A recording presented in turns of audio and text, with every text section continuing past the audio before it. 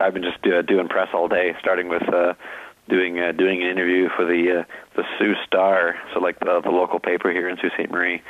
So who we only contact when we do a local show, which hasn't been since 2 summers ago. Right. So every 2 years we get an article in the local newspaper.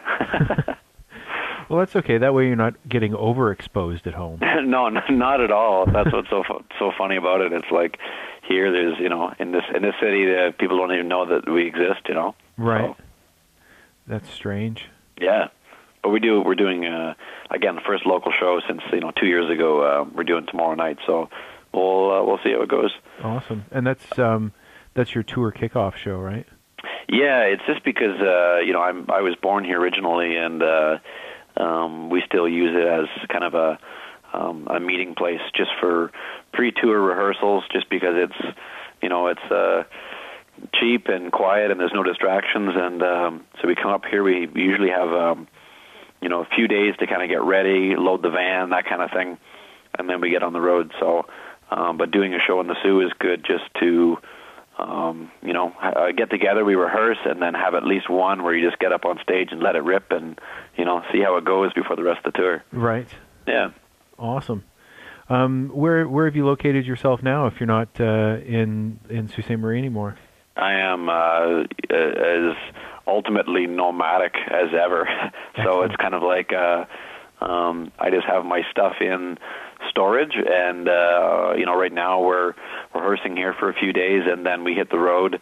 But since I'm not sure if you knew, I was in working in Kuwait City, Kuwait from August until December, and then in January I just rented a room in a house in Toronto for 2 months, and then during that 2 months I spent time in London, Ontario when we were editing the video, and I spent time 2 weeks down in Philadelphia where Evan and Shane Madden are bass and drums, and so we were rehearsing down there, and we played a festival in Richmond, Virginia.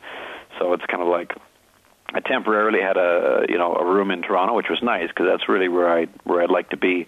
But there's no sense paying rent for a place if you're never there. Absolutely. So I remember reading something about even like Alexi Laiho from Children of Bodom writing something that like even when he had the money, he would be he'd have an apartment in Helsinki, but then he'd only be home just like a few weeks of the year or something. So it's like at some point he said, well, I'm just going to cancel it. He's just like, I'm just going to just kind of live on the road in between tours and in between projects. Right. So that's the plan for me right now. It's all about, if you're going to do this, you got to minimize your living expenses, especially if you're going to be, on the road 8 months of the year or something. Absolutely. And that's kind of the plan now, is to try and be out and on the road as much as possible. Yeah, I mean, I think we're hopeful that that'll be successful.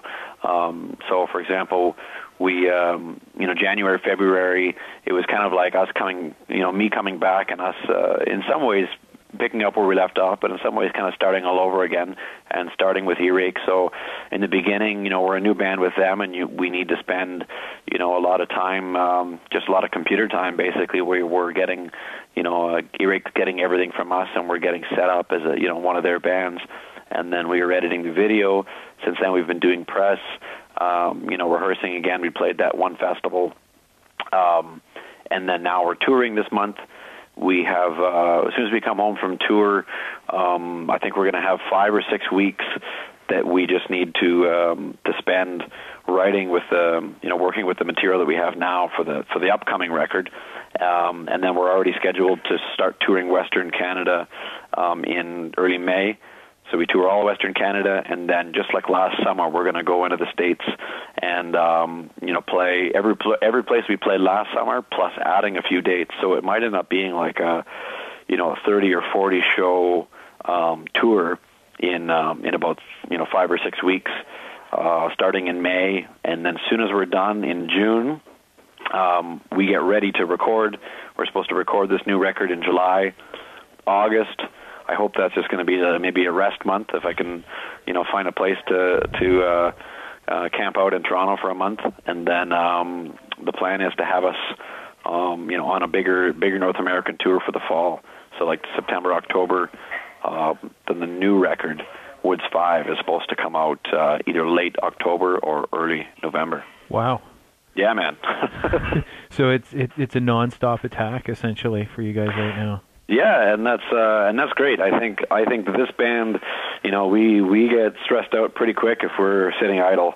As long as we're out there, we're happiest, I think, when we're just brutal and busy, and as soon as we get into that tour mode, or we, when you're under pressure and your brain and your body, everything is kind of like revved up. You're on alert, and I think that's when we have our best ideas, and we're most excited about the band and new songs and playing live and everything. Right. It's the downtime in between, I think, with it that kills you.